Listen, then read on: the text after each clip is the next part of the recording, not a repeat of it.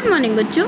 आज मैं आपको क्लास 10 नगीन प्रकाशन का प्रश्नावली 4D का प्रश्न क्रमांक संख्या 26 इस वीडियो में कराने जा रही हूँ। बच्चों अगर समझाने का तरीका अच्छा लगे तो मेरे चैनल को सब्सक्राइब जरूर कर देना। देखो क्वेश्चन में बोला है कि एक आयताकार का क्षेत्रफल 260 मीटर स्क्वायर है। वो मैदान कैसा है? आयताकार है ना, और उसका क्षेत्रफल इन्होंने दिया हुआ है। यदि इसकी लंबाई 5 मीटर कम होती और चौड़ाई 2 मीटर अधिक होती तो यह मैदान वर्ग के आकार का हो जाता। मैदान का परिमाप आपको ज्ञात करना है ना। तो देखो सबसे पहले तो आप क्या करो, एक मैदान है आपके पास जिसकी आपके पास लंबाई और चौड़ाई कुछ नहीं दी है, खाली क्षेत्रफल दिया है। तो लंबाई और चौड़ाई को हम कुछ मान लेते हैं। तो लिख लो कि माना मैदान की लंबाई, माना मैदान की लंबाई बराबर x मीटर, लंबाई को x मीटर मान लो और चौड़ाई को आप मान लो y मीटर, क्योंकि जो हमारे पास कुछ दिया नहीं है तो हमें उसको मान लेना होगा, है ना। तो हमने लंबाई और चौड़ाई को x और y मान लिया। अब जो दिया है वो लिख लो। क्षेत्रफल, मैदान का क्षेत्रफल, मैदान का क्षेत्रफल बराबर दिया हुआ है 260 मीटर, है ना, स्क्वायर, ठीक है, यानी वर्ग मीटर।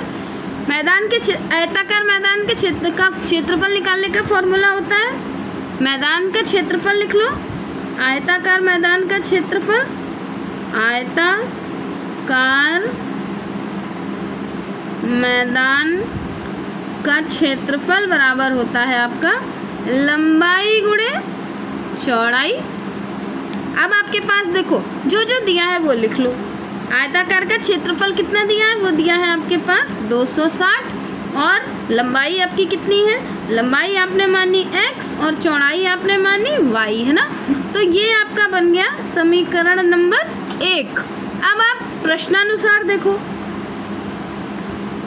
प्रश्नानुसार इन्होंने बोला है कि यदि इसकी लंबाई 5 मीटर कम होती, तो सबसे पहले लंबाई हमने कितनी मानी? लंबाई हमारी x है ना, कम के लिए यानी x में आप 5 माइनस कर दो।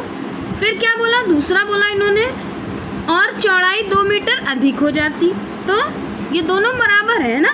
तो अब चौड़ाई कितनी है? चौड़ाई हमारे पास है y और y 2 मीटर अधिक हो जाती। अब इसको इक्वेशन को सॉल्व कर लो। सबसे पहले देखो इसको हमने सॉल्व कर लिया, इसको इक्वल के इधर ले आओ, ये हो गया देखो x और y को इधर ले आओगे तो सेम x और y एक साथ कर लो। ये प्लस का है माइनस का हो जाएगा, ये आपके पास 2 और ये माइनस का इधर चला जाएगा प्लस का हो जाएगा। सॉल्व कर लो, देखो x minus y equals to 5 और 2 7 हो गया, है ना। अब इसमें से किसी एक का मान निकाल लो, चाहे x का चाहे y का। जैसे हमने x का मान निकाला, जब ये x को बाहर कर लिया तो हमारे पास कितना हो गया? ये जो y है दूसरी साइड चला जाएगा यानी 7, और ये माइनस का है तो प्लस का हो जाएगा। इसको आप मान लो समीकरण 2। ये देखो ये x का मान हो गया, है ना। इस x के मान को हम समीकरण 1 में रख देंगे। तो यहाँ लिख दो समीकरण 2 से, तो लिख दो आप समीकरण 2 से, देखो समीकरण 2 से x का मान समीकरण 1 में रखने पर, समीकरण 1 हमारे पास कितना था? समीकरण 1 था आपके पास x y बराबर था 260, है ना। मैंने पहले इधर x y लिखा था, इस बार मैंने x y को इधर लिख दिया। अब x की वैल्यू यहाँ रख दो। x की वैल्यू कितनी थी? 7 + y, है ना, और y वैसे ही रख दो। और ये हो गया आपके पास 260। y से इसको मल्टीप्लाई कर दो। जब आप y से इसको मल्टीप्लाई करोगे तो ये हो जाएगा आपके पास, सबसे पहले देखो y को 7 से मल्टीप्लाई करा, अगर आप y यहाँ की बजाय यहाँ लिख लो, है ना। देखो तो y को 7 से मल्टीप्लाई करा तो हो गया हमारे पास 7y, फिर y को इससे मल्टीप्लाई करा तो हो गया y², और इसको इक्वल के आप इधर भेज दो तो ये 260 आपका प्लस का है, इधर आ जाएगा तो माइनस का हो जाएगा, है ना।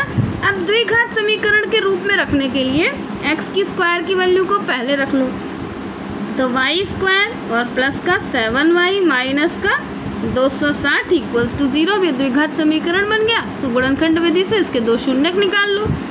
गुणनखंड विधि में 260 को आप, यहाँ कोई नंबर नहीं है ना, यानी 1 से मल्टीप्लाई करो, फिर उसका एलसीएम निकाल लो। तो एलसीएम से जो बीच के फैक्टर मिलेंगे आपको, जो उसमें जिससे गुणा करोगे, उसी से आपके ऐसे नंबर बन जाएंगे कि मल्टीप्लाई करोगे तो 260 आ जाए और प्लस या माइनस करो तो 7y। तो सबसे पहले यहाँ y² वैसे का वैसे लिख दो और ये आपका नंबर बन जाएगा 20y, यानी प्लस का 20y और माइनस का 13y। देखो 20 में से 13 माइनस करोगे 7 आ जाएगा, मल्टीप्लाई करोगे तो 260 आ जाएगा। ये लिख दिया इक्वल्स टू में 0। यहाँ से कॉमन ले लो, इसके पास y है, इसके पास भी y है, तो y बाहर ले लिया तो बचा y और यहाँ पर प्लस 20, ये कि y बाहर जा चुका है, इसी ब्रैकेट को उठा के फिर से लिख दो, यानी y प्लस 20 और यहाँ साइन देखो y बाहर जा चुका है ना, जो बचा है उसी को यहाँ लिख लो आप।